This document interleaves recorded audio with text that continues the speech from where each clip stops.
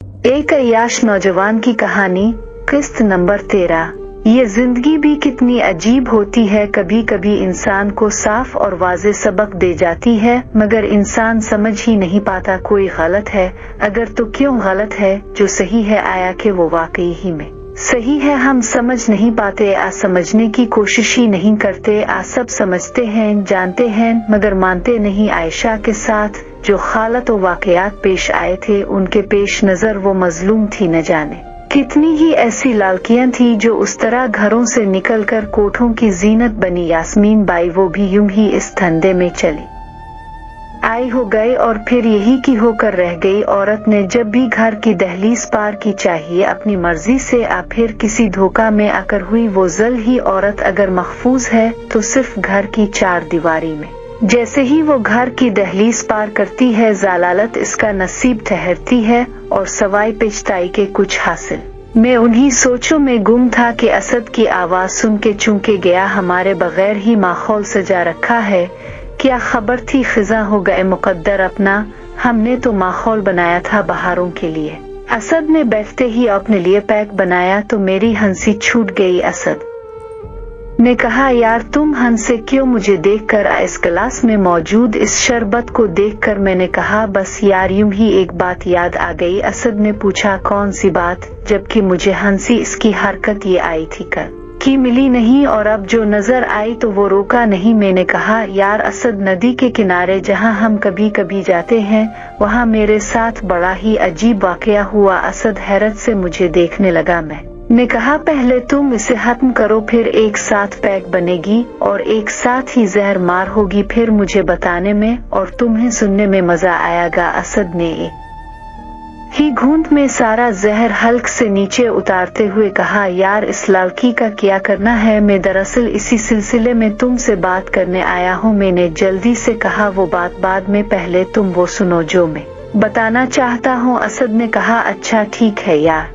जल्दी से 2 अदद गिलास तैयार हुए। टकरीगी ये खाजी तगड़े पैक थे। हाँ अब इगा मजा बात करने का। मैंने असद को सारी बात तफसील से बयान की, जिसे सुनते ही वो एकदम खड़ा हो गया और कहने लगा, चुल्लू अभी वहाँ चलते हैं। मैं समझ शायद वो मेरी बात को मजाक समझ रहा है, मगर वो वाकई संजीदा था। कहने लगा, फौरन उठो चलते हैं दोनों एक साथ। मैंने कहा, यार तुमने तो 2 पैक लिए हैं और मैं सर शाम से ही बैठा हूँ डेरा लगाए। असद ने कहा, यार तुम जानते हो मेरा पी कर भी दिमाग काम करता है, ये और बात है कि कदम लड़खड़ा जाए। मैंने कहा, नहीं मेरा मतलब तुम समझे नहीं, वो जगह सही नहीं है, मैं सच कहता हूँ। और अब तो आंधरा भी अच्छा खासा फैल चुका है। मगर वो अपनी बात पर उड़ गया। मैंने कहा, ठीक है चलते हैं, मगर गाड़ी में चिल्लाऊंगा। असद ने कहा, तुम शाम से पी रहे हो, तुमने ज्यादा पी ली है, इसलिए मैं तुम्हें गाड़ी चलाने नहीं दूंगा। पूछो किसी लिए? मैंने कहा, किसी लिए? असद ने कहा, इसलिए कि मुझे मेरी जिंदगी प्यारी है। मैंने कहा, तो बस फिर ठीक है, हम जाएंगे ही नहीं। अब रात इसी छत पर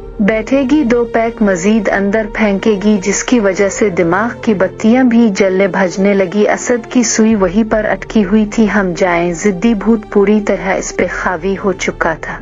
बहरहाल काफी बहस और तकरार के बाद हम अपनी मस्ती में निकल गई पक्की सड़क से होते हुए। असद ने गाड़ी का रुख कच्ची सड़क की जानिब मोड़ दिया। इस सड़क पर भगती दौड़ती गाड़ी सिर्फ हमारी थी। गाड़ी की लाइट दूर तक रोशनी फेंक रही थी। जहाँ तक रोशनी थी वहाँ तक सड़क बिल्कुल सुनसान के दिए रही। हम शराब के सरवर में मस्त थे। हम अपनी मतलूबा जगह पहुंचकर एक साथ ही गाड़ी से बाहर निकले। नदी का मस्कम यहाँ से 15 मिनट की दूरी पर वाक़ई थी। जहाँ हम थे, हमारी दाएं जानिब हमारे शहर की जलती भजती रोशनियां थी, जो इंसानी आबादी का पत्ता दे रही थी। आसमान भी हल्के फुल्के बादलों से घेरा हुआ था। असद ने कहा, चल देखते हैं, वो जिन्नात हमारा इंतजार कर रहे हैं। आज की रात उनके साथ पीते हैं। वहाँ जिन्नात की औरतें भी लाजमी हो गई। एक लम्हे में मुझे ये एहसास हुआ जैसे असद ने मेरा मजाक बनाया है या मेरी बात को संजीदगी से नहीं लिया, जबकि मैं अपनी आंखों से देखा चुका था इस दिन इस मकरो शक्ल के आदमी की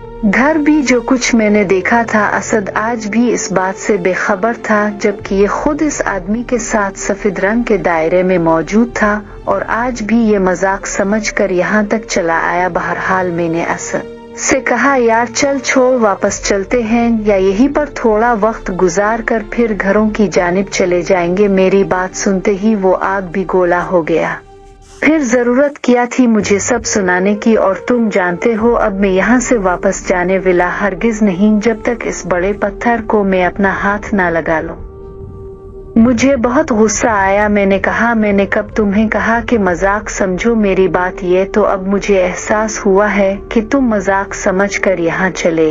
असद ने कहा, अच्छा डरो मत यार, मैं तुम्हारी साथ हूँ। यार असद तुम्हारा पूरा मूड है मेरा दिमाग खराब हो, मैं जानता था वो मुझे गुस्सा दिलाने के लिए ऐसा कर रहा है। मैंने कहा, चलो अब हम दोनों नदी के इसी किनारे की जानिब चल दिए। दरख्तों के बीचों बीच से गुजरते लाइटर के पीछे बनी छोटी सी टार्च की रोशनी रास्ता वाज़े करने के लिए काफी थी। असद इग निहायत ही तेजी से चल रहा था जैसे कोई इसके इंतजार में वहां बैठा हो। गोह के मैं सब कुछ देख चुका था मगर फिर भी चला आया। इसकी वजह असद का मेरे साथ होना। शराब का हल्का सा नशा था। ये शराब चीज ही ऐसी है कि बुज़दिल इंसान को भी दलेर बना देती है। हम एक पीछे अपनी मस्ती में चले ही जा रहे थे। दरख्तों का सिलसिला अब खत्म हो चुका था और बड़े बड़े पत्थरों का शुरू। न जाने ये पत्थर यहाँ कैसे और कब से और कहां से इग थे। पत्थर थे मगर उन पत्थरों के बारे में कोई जानता न था। असद चखता चलाता जा रहा था। मैं जानता था वो पूरी तरह से सरवर की सी कैफियत में मुब्तला है। कभी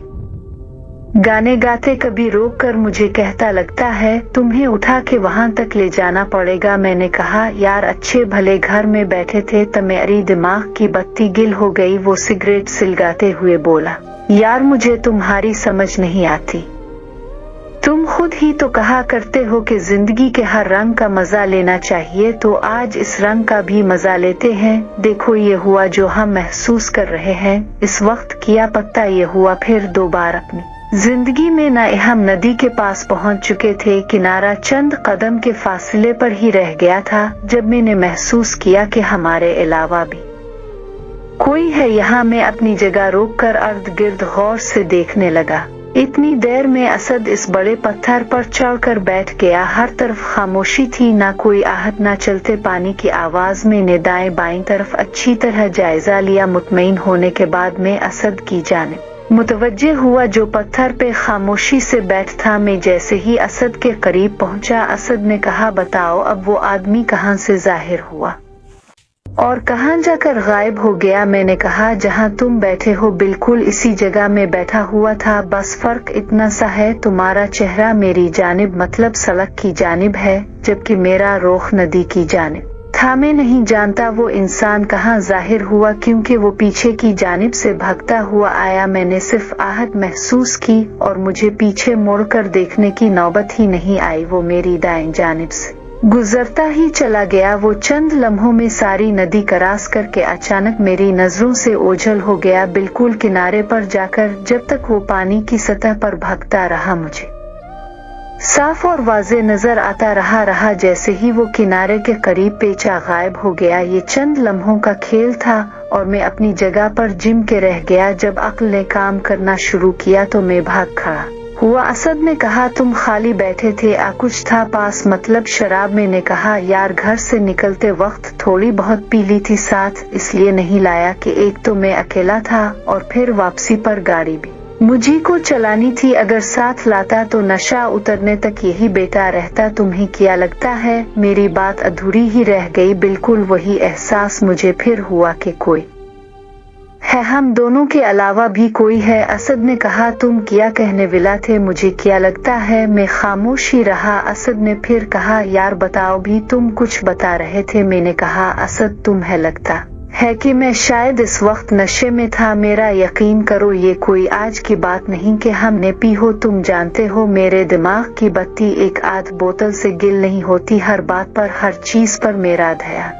होता है। कौन क्या कह रहा है, किसी से कितनी गुफ्तगू करनी है, कहाँ तक करनी है, किसी बात का ख्याल करना है, हर शय पर मेरी नजर और सोच होती है। असद अचानक पत्थर पे खड़ा हुआ और अपनी कमर से शर्ट को हटाते हुए असद ने छोटी विस्की की बोतल बाहर निकाली। मैं हैरान रह गया। इसका मतलब था ये घर से किसी और ही इरादे से निकला था और मेरी जानिब आ गया। ये छोटी शीशी जैसे चप्टा कहते हैं, आम तौर पर कहीं आते जाते होते हुए रास्ते में इस्तेमाल होती है। यूरोपियन लोग चलते फिरते हुए एक दो घूंट लगा लेते हैं। इसका ये ज्यादातर सर्द इलाकों के बाशिंदों की जरूरत है। असद ने जैसे ही ढक्कन खोलकर बोतल को अपने होंठों से लगाया, किसी नादीदा कुव्वत ने जोरदार थप्पड़ असद के मुंह पर रसीद किया। वो तकरीबन उड़ता हुआ पत्थर से नीचे जा गिरा। विस्की की बोतल पत्थर पर गिर के टुकड़ों में तब्दील हो चुकी थी। मैं अपनी जगह पर हैरत ज़दा खड़ा रहा। थप्पड़ की आवाज निहायत ही साफ और वाज़े तौर पर सुनाई दी, मगर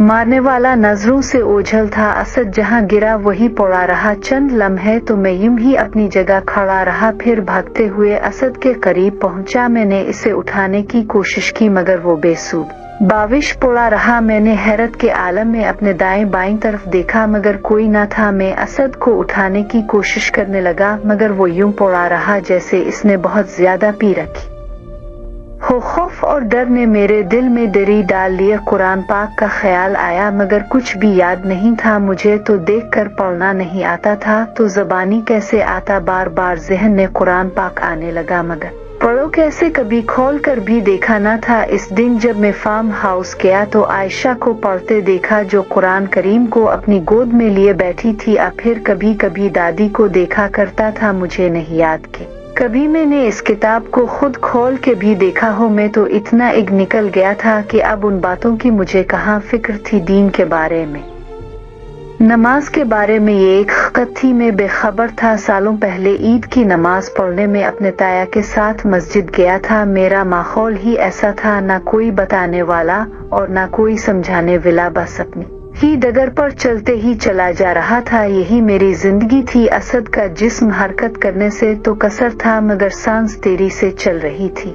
असनाविल अयाश प्रस्त का अगला पार्ट सुनने के लिए मेरे इस चैनल स्टोरीज 7 सेंटर को सब्सक्राइब कर लें, ताकि मैं जब अगला पार्ट अपलोड करूं तो इसका नोटिफिकेशन सबसे पहले आपको मिले। मिलते हैं फिर अगली किस्त के साथ। निम्रा अब्बासी को दे इजाजत। खुदा हाफिज।